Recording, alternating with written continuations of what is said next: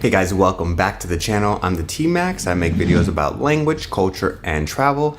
And recently I've been in Brazil. I've been here like 2 weeks now, and I just finished my first week of class. So let's talk about what I've learned in 1 week.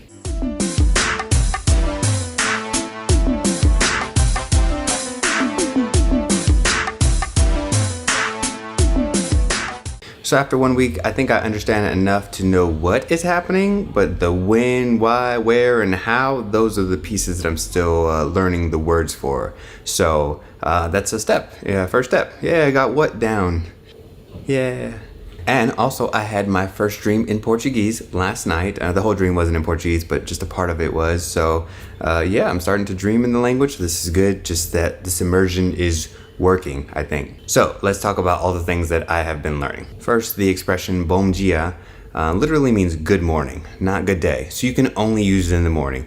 And I've just been walking around saying it all day to people, and people looking at me like, what's wrong with this guy? And even today, this lady's just like, you mean boa tarde? And I was like, you're right, that is what I mean. Thank you for correcting me. One thing that I'm enjoying about Brazilian Portuguese is that there's only 4 conjugations because they do not use the to form or the vos form. Verbs have always been an area of struggle for me with these Latin languages, and now I have so many less to worry about. It's funny because in Spanish, there's like, you can't have certain vowels back to back because it doesn't sound right. Portuguese is like, screw that. We're gonna say all the vowels together except for when we're not going to, and we'll talk about that in another video when my Portuguese gets better and I can explain why. So this sentence, eu e a Ana, blah, blah, blah. So that means me and Anna. But you literally have 4 like vowels in a row. There's no consonants. You're just gonna vowel it up. And it's very vowel-y in this language. And so for example, with O, in Spanish you have to change one of the O's to a U. In Portuguese they're like, no, we're gonna do 2. You know what, we're gonna do 3 O's in a row. Esperando o ônibus. Perfectly fine, no need to change any of those letters. And they probably just say esperando ônibus, I think. That's how it sounds to me. So whenever you're going to talk about like there is something, there are something, there's the verb haver, and the conjugation would be a, but it seems to be more formal and a lot less common than Tim. Hey, my name, Tim.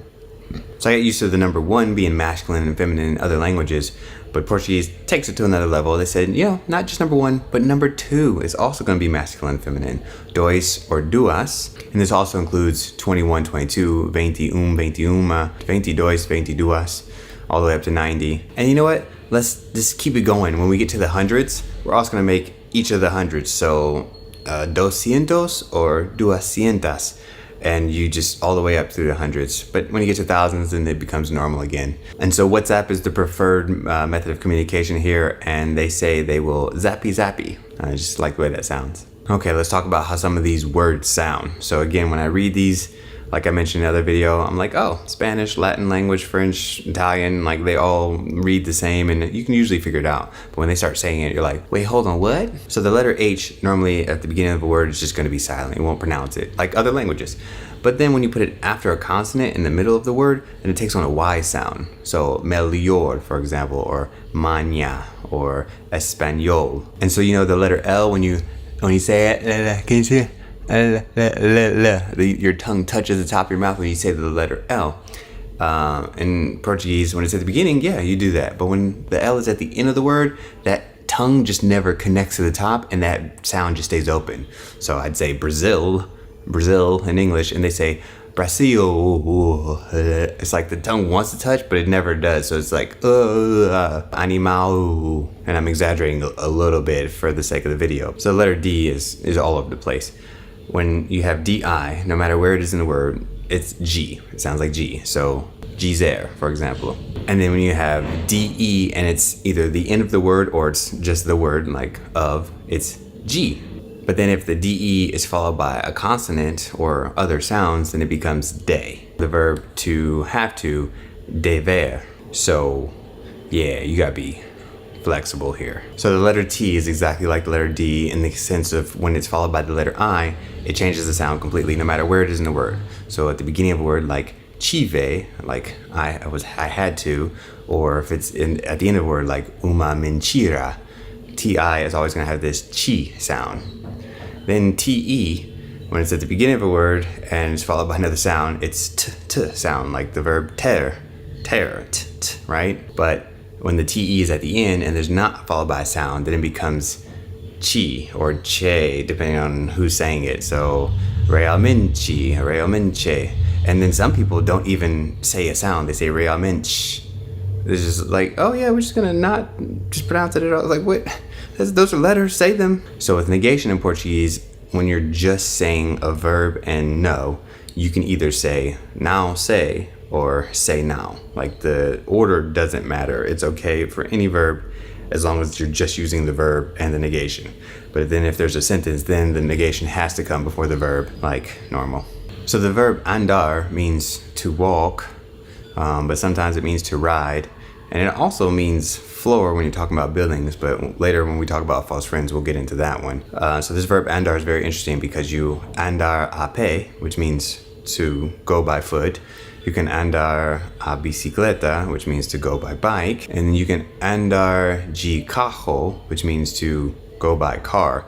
But you're not walking anymore. Like, the andar made sense for the bike and the walking because you were like using your legs, but now you're in a car, but you still andar, you still walk, but it technically turns into ride. And this works for boat, plane, helicopter. You can andar de any vehicle. I do a few drills just to like work on the verbs, and the verb ser and ir, to be and to go. When you conjugate them in the past, they are exactly the same conjugations. Still trying to figure out the logic, but I guess if you went there, then you were there. Yeah, I think we figured it out. Of course, I'm listening to Portuguese speakers every day. That's the point of being in the hostel, so I'm practicing every day after class, and I'm hearing a lot of these words that are English words, and then in order to Portugueseify it, they just add the sound E at the end. Facebooky, WhatsAppy, drinky, and that's not any drink, those are just specifically cocktails. And this even works for like double sounding words like jetilagi or hotty doggy, bloggy, or my favorite Marvel movie, Ragnarocky. And the list goes on. There's so many. Yeah, we could be here all day just adding E's to end of words. And as I've stated in some of my other language videos, it helps me to remember something by comparing it to another language that I know. And in French and Spanish, time is usually what is the time, the singular time. But in Italian, I was learning, is what are the times. And in Portuguese is the same. So it's que horas são. So what times are it, or are they? It's plural when you ask the question. And then the response, just like in all the other languages, is if it's the first hour, then it's singular, and all the rest of the hours are plural. Another way Portuguese is like Italian, in the sense that if we're talking about the weather and it's hot or it's cold outside, in French and Spanish you have to say it makes hot or cold. In Italian you can kind of pick. You can either say it makes, or you can also say it's hot and cold.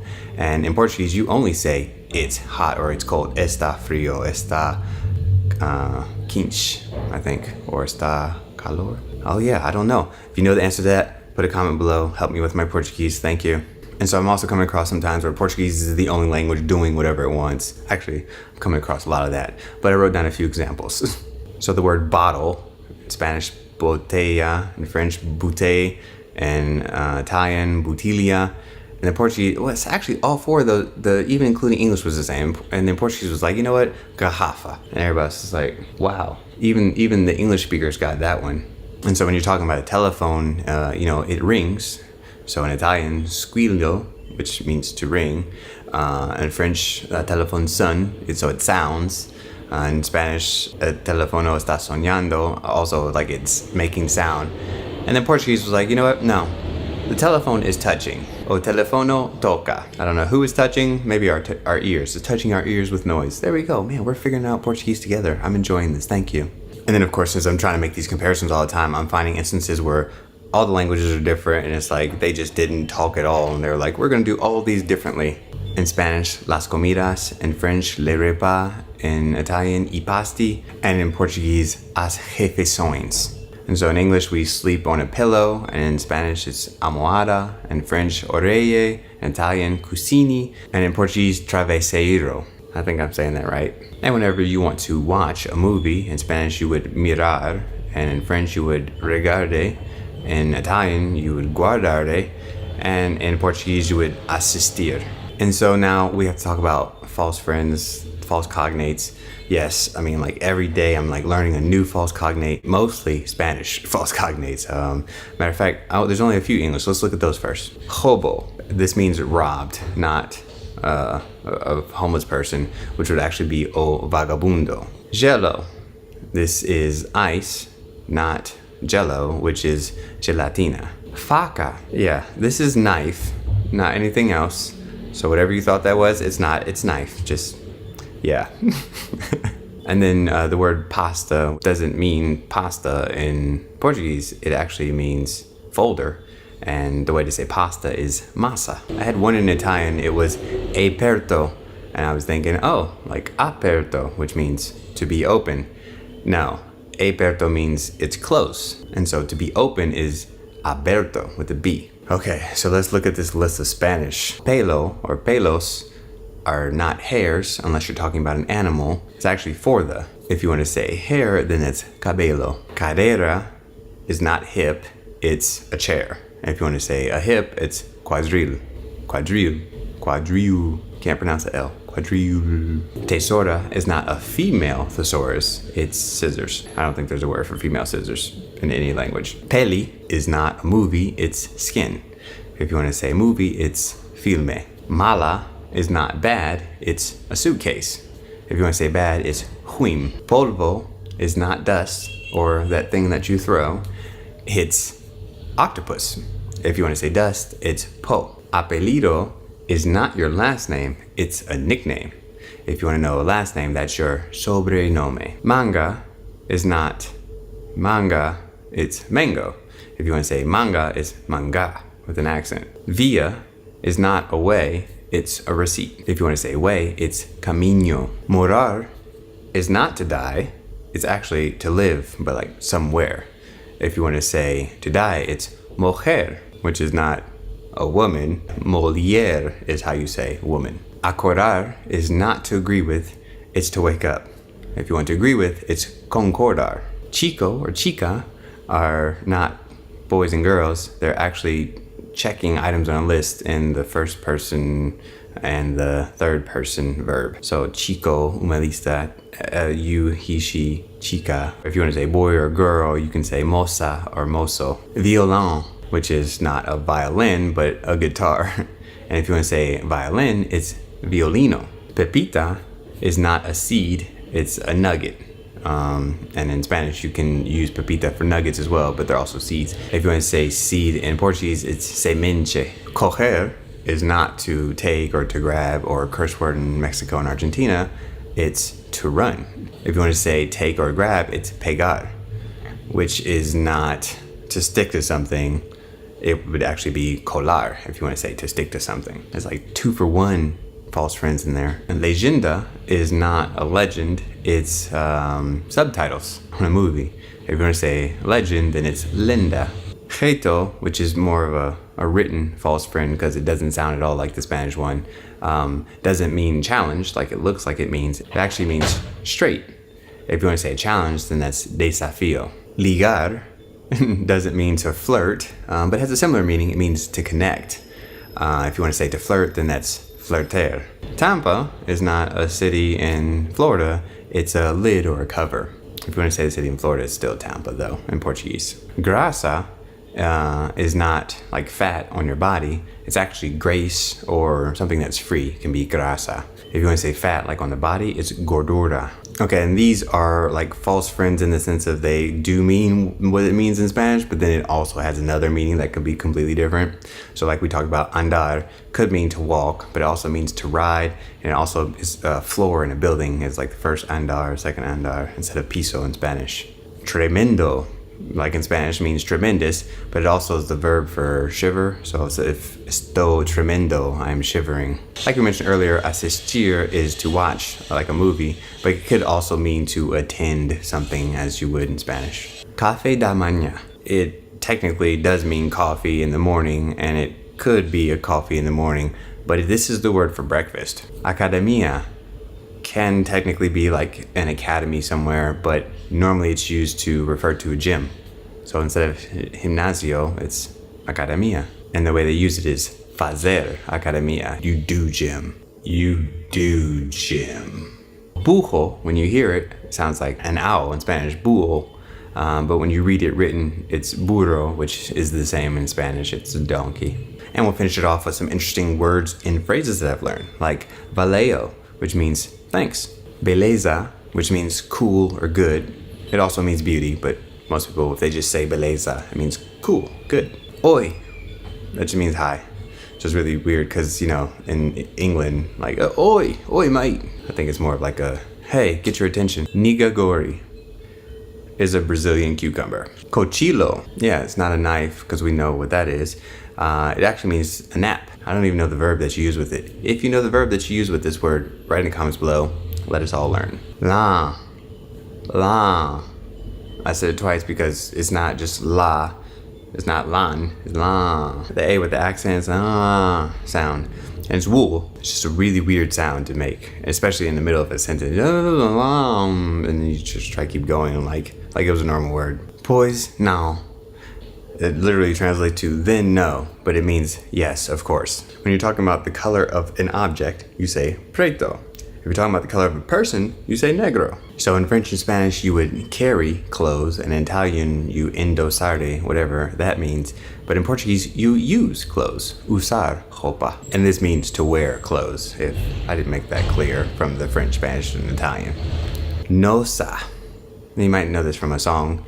It just means wow, or cool, oh my goodness. But usually positive, but it can be negative. So this word meia, right? This can be the number 6. So if you're reading out a phone number, you can say, oh yeah, meia, tres, cuatro. So it means the number 6, so as not to be confused with the number tres, seis, tres. So you say meia for the number 6. Meia is also a half dozen, because it couldn't be 6. And then it also just means half, like half of something. So if there's 100 and you have 50, you have meia. And meia boca, which means like half mouth, actually just means something's like so-so, more or less. And this word also is the word for socks. I'm sure there's like some cool phrase out there that you can put that's like meia. If I find one, I'll put it up here. And if you don't see one, I didn't find it. Pensar na morte da bezerra.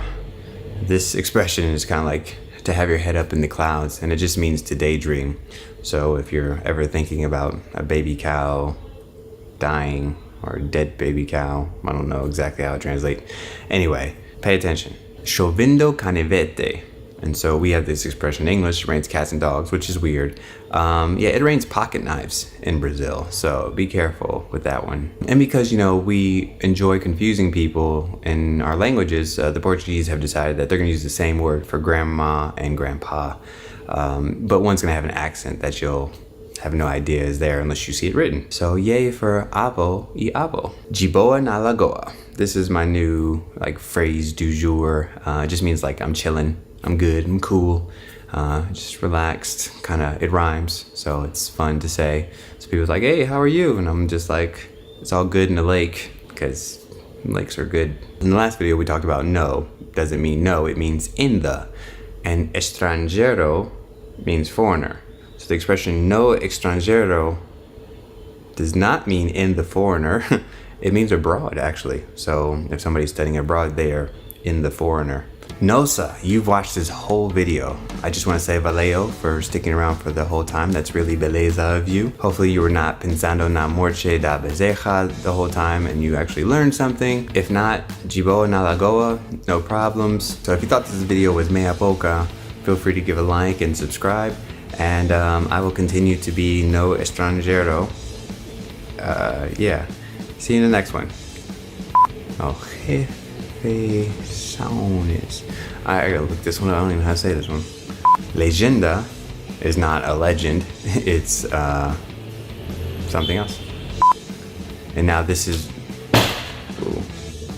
So like we mentioned earlier, assistir is assistir. Bus.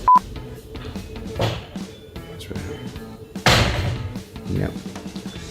It's really windy today. Wow. What the heck does that mean? I spent my time in a foreigner here. That sounds really bad. We're not gonna use that one.